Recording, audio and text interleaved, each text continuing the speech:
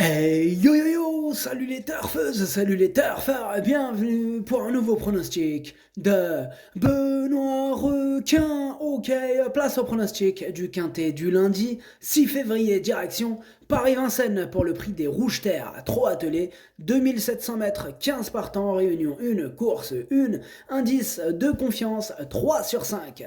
Petit retour sur le quintet du dimanche 5 février. Dans mon pronostic, je vous ai donné le tiercé en 5, le quartet en 5, le quintet en 6 ainsi qu'une belle base. Les 3 premiers chevaux de mon pronostic sont dans le quintet, ça fait plaisir.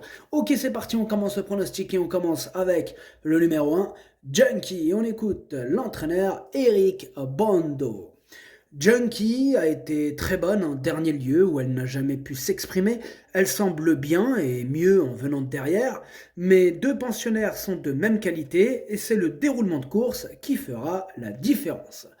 Eh bien, ce numéro 1 fait partie de mes préférés, je l'ai installé très haut dans mon prono en troisième position.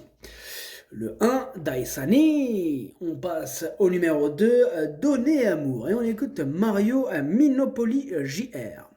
Donner Amour a super bien travaillé. La dernière fois, il y a eu beaucoup de cafouillage au départ. Elle s'est beaucoup énervée et après, elle est devenue insaisissable. Nous allons faire quelques ajustements pour la garder calme et si elle accepte, je crois en elle pour les places.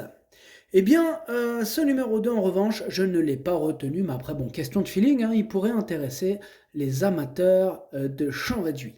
Donc, le numéro 2, Kake. On enchaîne avec le numéro 3, Danae Di Poggio, et on écoute Mario Minopoli JR, encore une fois, qui venait de nous présenter d'ailleurs le 2. Danae Di Poggio a bien couru en dernier lieu, dommage qu'elle ait fait la faute dans la phase finale en tapant dans le sulky. Je suis très confiant si elle est cachée pour placer sa pointe de vitesse finale. Ce numéro 3 me plaît bien, je l'ai gardé assez haut en quatrième position. Donc, le numéro 4, Yomi.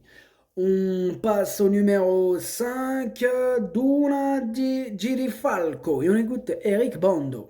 Duna di Girifalco a été bonne la dernière fois avec une roue cassée. Elle a donc montré qu'elle pouvait être compétitive dans une telle rencontre.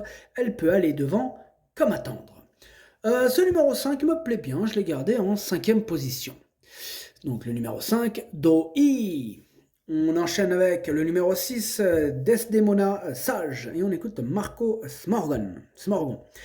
Desdemona Sage a été éliminée jeudi dernier, aussi, je la présente ici. Elle est restée à Grosbois, l'opposition est sans doute plus forte, mais elle est prête et a les moyens de très bien faire à ce niveau. Moi, ce numéro 6, je ne l'ai pas retenu, mais bon, après, question de feeling, il pourrait intéresser les amateurs de champ réduit. Donc le 6, Kiken. On enchaîne avec le numéro 7, Dalila Bar, et on n'aura pas les commentaires de l'entraîneur qui est parti pêcher, c'est Pietro Gubellini. Alors, ce numéro 7, je l'ai écarté. Donc le 7, Kake. On passe au numéro 8, Miss Jaja, et on écoute Alexandra Brivard. Miss Jaja n'a pas raté son objectif dernièrement sur ce parcours alors qu'elle découvrait les courses françaises. Dans la foulée, elle bénéficie d'un engagement favorable, elle se présente de façon rapprochée mais elle a bien récupéré. À l'issue d'un bon déroulement de course, elle peut doubler la mise. Ce numéro 8, je l'ai installé en tête, c'est mon préféré, le 8, Okiniri. On enchaîne avec le numéro 9, Jacinthe Després, on écoute Maxime Bézier. Jacinthe Després avait eu un petit souci à l'occasion d'un groupe 2, puis a été retardée en début de meeting à la suite d'un petit coup de sang. Elle s'est mise un coup dans un éparvin et n'a pu courir le mois dernier. Elle a travaillé depuis, mais elle risque de manquer pour son retour à la compétition. Il est préférable de la regarder courir dans l'immédiat, elle sera plus compétitive au printemps. Ce numéro 9, je l'ai rayé, donc le 9, Kake. On passe au numéro 10, Jomolungma, et on écoute Bruno Bourgoin. Jomolungma s'est bien comportée en début de meeting d'hiver à la faveur d'un bon programme. Depuis quelques semaines, elle ne dispose pas de belles courses. Ici, ce n'est pas un super engagement face aux étrangères. Elle n'a pas couru depuis le 1er janvier, mais elle est bien au travail le matin. Mathieu s'en sert bien, il ne faut pas l'éliminer pour une 4-5e place. Eh bien, ce numéro 10 en revanche, je ne l'ai pas retenu, mais c'est lui mon gros regret, hein, c'est mon cheval de complément en cas de non partant. Attention, danger. Donc, le numéro 10, Kukai. On enchaîne donc avec le numéro 11, Joya Fit, et on écoute Alain-Henri Robin. Joya Fit a déçu cet hiver, elle possède de bons moyens et me paraît plus douée que Djanga Flini, mais elle manque de maniabilité. Je vais la munir d'une martingale afin qu'elle se montre plus appliquée. Elle a surtout besoin de me rassurer. Ce numéro 11, je ne l'ai pas retenu. Après, bon, question de feeling, hein, il pourrait intéresser les amateurs de champ réduit. Donc le 11, Kiken. On passe au numéro 12, Justicia Smart, et on écoute Hervé Siono. Justicia Smart s'est montrée fautive la dernière fois, mais est restée bien et c'est une bonne jument. Il faut faire attention avec elle dans le premier kilomètre. Elle a une chance. Ce numéro 12, je l'ai gardé, mais plutôt en bout de combinaison. Le 12, Dokei. On passe au numéro 13, Jouvence de Carrel, et on écoute Théo Duval d'Estaing. Jouvence de Carrel a gagné sa course en décembre avant de prendre le galop au départ. Avec Clément en dernier lieu, elle a été hésitante à nouveau dans les premiers mètres. Elle a eu un bon comportement ensuite, elle serait mieux avec un départ à l'autostart.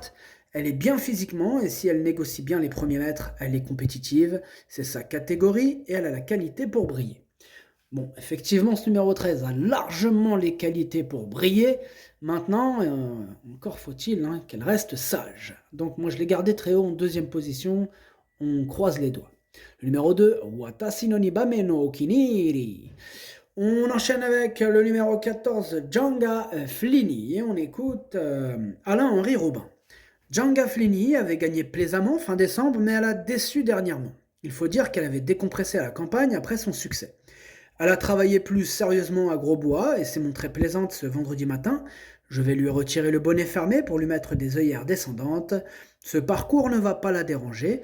Idéalement engagée, elle devrait se réhabiliter. Eh bien, ce numéro 14, je l'ai racheté. Sachez que c'est lui le 8e de mon pronostic. Donc le 14, Hachi. Et on termine donc avec le numéro 15, Justicia Glam. Et on écoute Hervé Siono. Justicia Glam effectue une rentrée après avoir eu un petit souci. C'est une bonne jument, mais elle ne sera pas déférée par rapport à d'autres et n'a pas été revue en compétition depuis 2 mois et demi. Donc une place nous satisferait. Bon, moi ce numéro 15, je l'ai gardé, mais en bout de combinaison. Le 15, Nanaï. Le pronostic, ça donne 8, 13, As, 3, 5, 12, 15. Merci d'avoir suivi cette vidéo. N'hésitez pas à mettre un pouce bleu si la vidéo vous a plu. Vous aidez ainsi grandement la chaîne. Pour accéder à tous mes tickets pour la course du Quintet, rendez-vous directement en description de la vidéo. À jouer avec modération. Bonne chance. Chopez-le-moi. Ciao.